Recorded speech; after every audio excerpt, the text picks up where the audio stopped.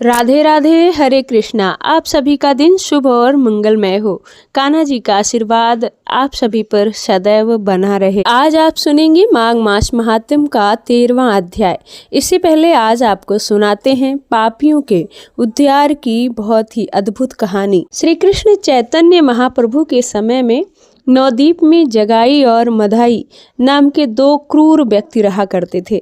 हालांकि इनका जन्म तो हुआ था ब्राह्मण कुल में, परंतु दोनों बहुत ही राक्षसी स्वभाव के थे। जगाई और मथाई दोनों भाई एक दूसरे के बहुत करीबी थे। शराब पीना, मांस खाना, व्यभिचार करना और गरीब लोगों को सताना उनके दैनिक कर्म थे। उनके राक्षसी स्वभाव का कोई अंत नहीं था और बादशाह की ओर से सेना का भरपूर सुरक्षा भी मिला हुआ था, जिस कारण वे नवद्वीप के कोतवाल बनकर आए थे। बिना किसी नियंत्रण के वे शहर में जाते, अत्याचार करते और लोगों को पीड़ा पहुंचाते, कष्ट पहुंचाते। धर्म, साधु संगति और नाम जप क्या उन्हें कुछ भी नहीं पता था।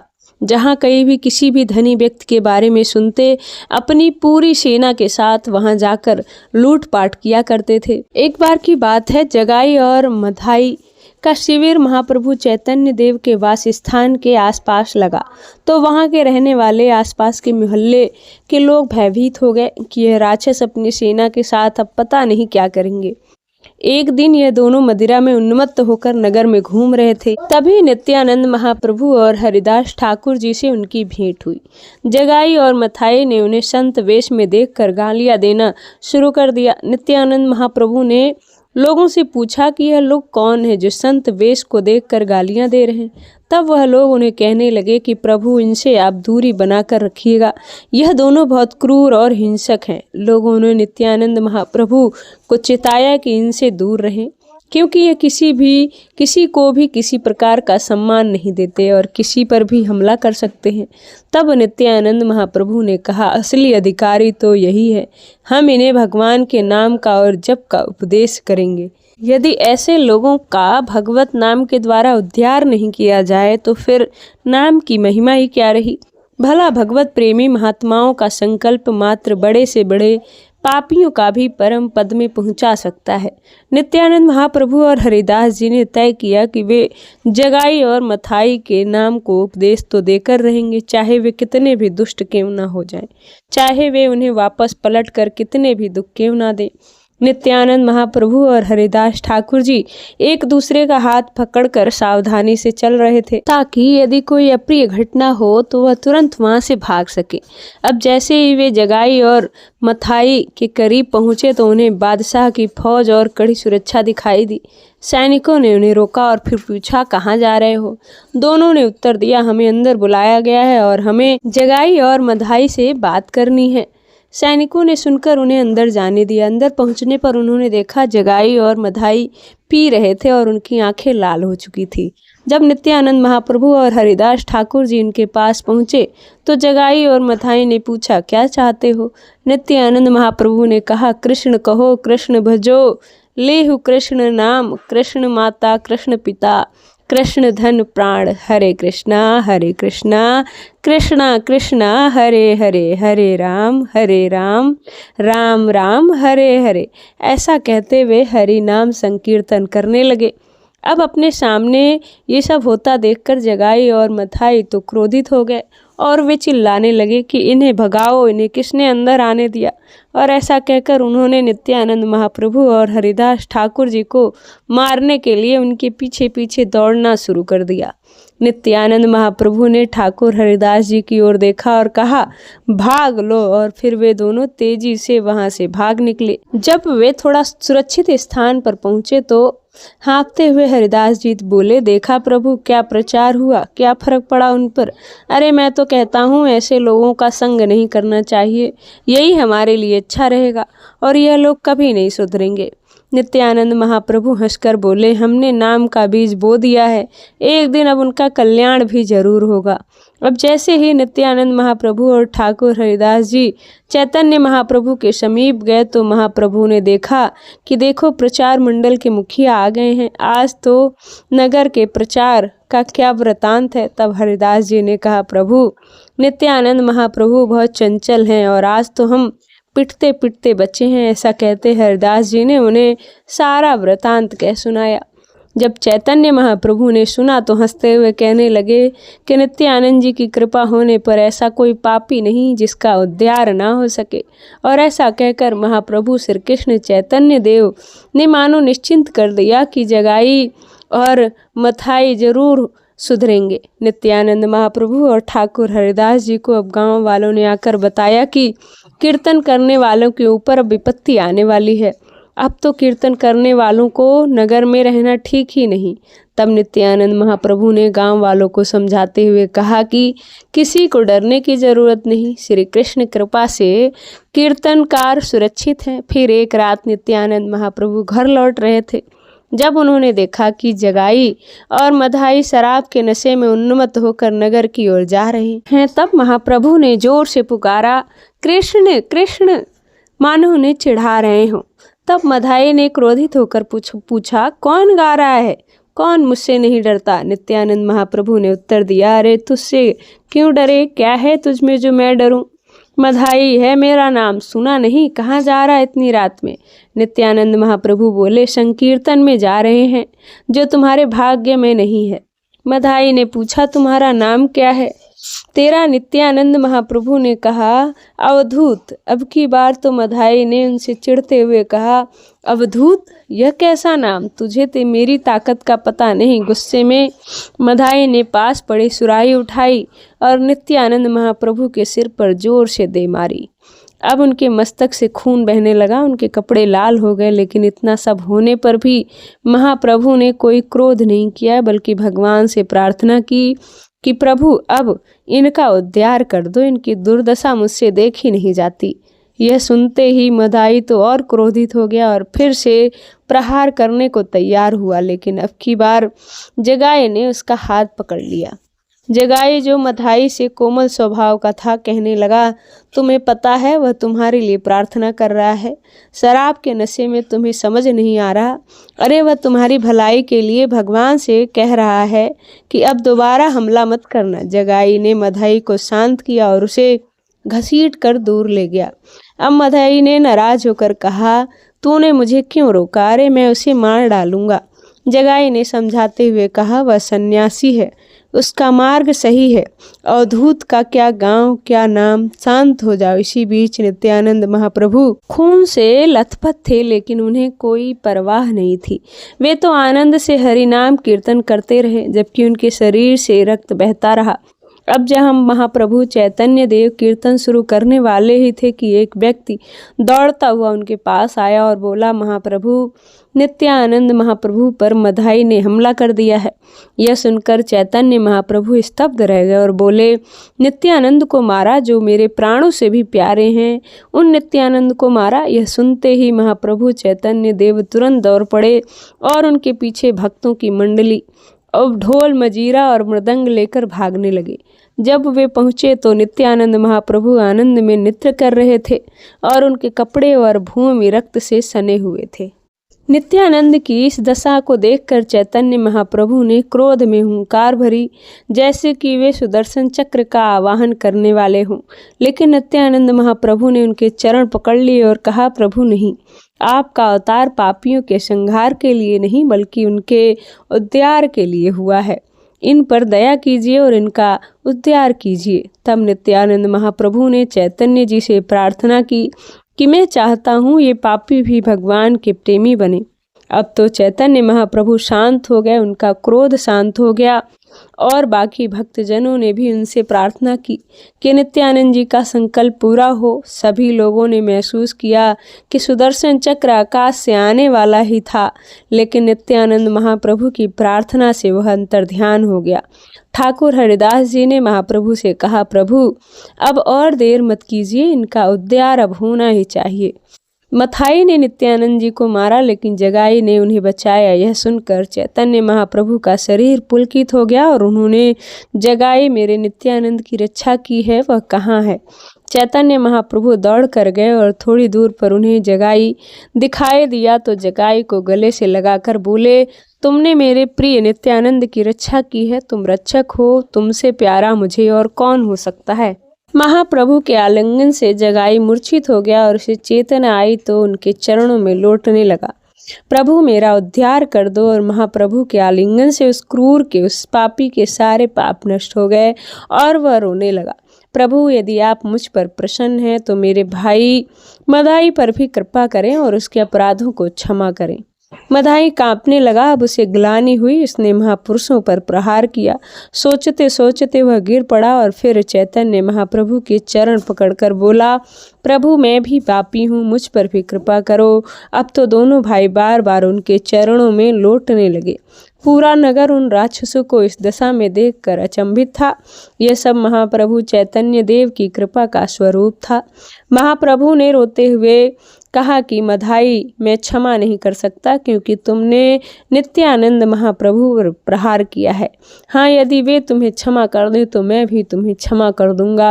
अब मदाई भागकर नित्यानंद महाप्रभु के चरणों में गिर पड़ा और रोने लगा। नित्यानंद महाप्रभु ने कहा, भैया मैंने तो तुम्हारे अपराध को माना ही नहीं। अब यह सुनकर मदाई और जोर जोर से रोने लगा। अब नित्यानंद महाप्रभु जी ने इशारा किया और मदाई को महाप्रभु के चरणों में गिर पड़ा। चैतन्य महाप्रभु ने नित्यानंद जी का इशारा समझकर मथाई को गले लगाया और कहा, नित्यानंद तुमने जगाई और मथाई का उद्धार किया है। आज इन्हें अभय प्रदान करता हूँ। अब कोई पाप इन्हें स्पर्श नहीं करेगा। नित्यानंद महाप्रभु ने कहा, प्रभु यह आपका प्रताप है, आपकी कृपा है और आप सदैव अपने जनों को श्रेय देते हैं। चैतन्य महाप्रभु ने फिर दोनों भाइयों को गले लगाया और कहा, आज से मैं तुम्हें समस्त पुण्य प्रदान करता हूँ और महाभागवत की पदवी देता हूँ।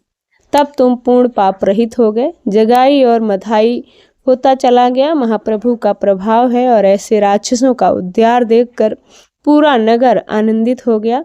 बड़े जोर से मृदंग और ढोल बजते हुए भगवान के नाम का कीर्तन होने लगा। फिर चैतन्य महाप्रभु ने जगाई मथाई से कहा कि तुम दोनों अब गंगा की धारा में खड़े हो जाओ। गंगा जल उठाकर कहो कि आज तक जीवन में जो पाप किए हैं, हे गंगे माँ, आपको उन्हें प्रदान करता हूँ। दोनों ने गंगा जल फेंक दिया और बोले, नहीं, मुझे दंड मिले, मैं पापी हूँ, मुझे दंड मिले, बस इतनी कृपा बहुत है। आप शांत हैं और मैं जीवन भर नाम जप करूँगा और आपकी शरण में रहूँगा, लेकिन मैं अपने पापों को नहीं दे सकता। तब महाप्रभु ने कहा, हमारे आदेश का पालन करो। सभी भक्तों ने कहा कि उन्हें चैतन्य महाप्रभु के आदेश का पालन करना चाहिए। चैतन्य महाप्रभु ने गंगा जल लेकर संकल्प किया कि इन्होंने आज तक जो भी पाप किए हैं सब के सब मुझे प्रदान करो। चैतन्य महाप्रभु का गौर रंग कुछ क्षण के लिए सांवला हो गया क्योंकि उनके पाप बहुत थे और उसी पाप के कारण उनका गौर रंग श्याम वर्ण में बदल गया। महाप्रभु ने गंगा में खड़े होकर जगाई और मदाई के सारे पाप ले लिए और उन्हें महाभागवत बना दिया। अब उनका शेष जीवन अश्रु प्रवाहित करते हुए भगवत नाम जप कीर्तन करते हुए बीता। जय जय श्री राधा वल्लभ श्री हरिवंश महाप्रभु चैतन्य जी की यह थी आज की कथा। अब सुनिए आज का अध्याय। श्री सूत जी कहते हैं, हे विप्र, पूर्व काल की बात है। चमत्कारपुर में उत्तम व्रत का पालन करने वाले चंद्र शर्मा नाम से विख्यात एक ब्राह्मण हुए हैं जो रूप और उदारता आदि गुणों से संपन्न थे। वे जब युवा अवस्था में पहुँचे तब किसी वेश्या में आसक्त हो गए। एक बार आधी रात में वे प्यास से व्याकुल होकर उठे। उस वेश्या से बोले कि हे प्रिय, मैं पानी पीना चाहता हूँ। तब उस वेश्या ने पानी के भ्रम में उन निद्राकुल ब्राह्मण को मदिरा से भरा हुआ पुरवा ला कर दे दिया। मुख में मदिरा जाते ही ब्राह्मण कुपित हो गए और उस वेश्या को बार बार धिक्कारते हुए कड़ी फटकार सुनाने लगे। अरे पापनी, तूने यह क्या किया? आज मदिरा पीने से मेरा ब्राह्मण होते हुए ही नष्ट हो गया और मैं आत्मशुद्धि के लिए प्रायश्चित करूंगा। ऐसा कहकर वे दुख पूर्वक घर से बाहर निकले और निर्जन वन में जाकर करुण स्वर में विलाप करने लगे।